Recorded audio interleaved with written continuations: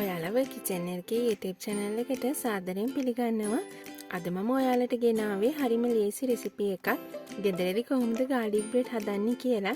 ඉතින් අපි බලමු මොනවද අවශ්‍ය ද්‍රව්‍ය කියලා. මම මෙතනදී අරගෙන තියෙනවා පාන් පිටි 4ක්, පොඩියට කපාගත් සුදු ලුණු මේස හැඳි 2ක්, බටර් ග්‍රෑම් 50ක්, සීනි මේස හැඳි 2ක්, පොඩියට කපාගත් පාසලි මේස හැන්දකුයි.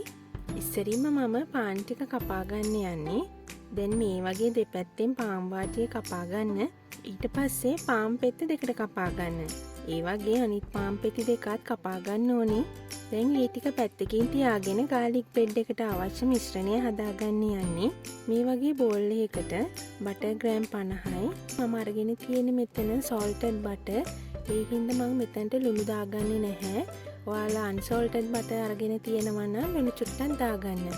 ඊළඟට මම එකතු කරගන්නවා සීනි මේස හැඳි 2ක්, පොඩියට කපාගත් සුදු ලුණු මේස හැඳි 2යි, පොඩියට කපාගත් පාසලි මේස හැන්දයි දාගෙන හොඳින් මිශ්‍රණය කලවම් කරගන්න ඕනේ. දැන් garlic මිශ්‍රණය ලෑස්ති.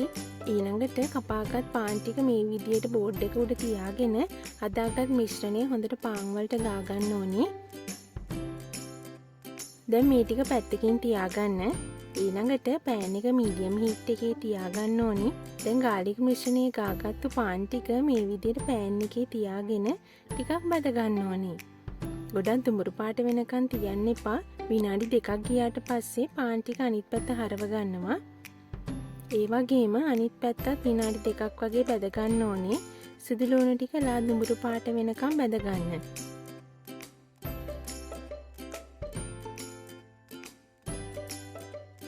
දැන් පාන් ටික මම ලිපෙන් අයින් කරගන්නවා.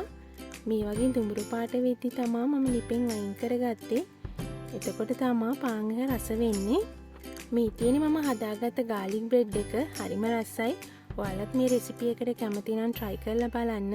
ඒ වගේම කමෙන්ට් එකක් දාන්න අමතක කරන්න එපා. ආයෙ අලුත් වීඩියෝ එකකින් හම්බ වෙමු. ඔයාලට සුබ දවසක්.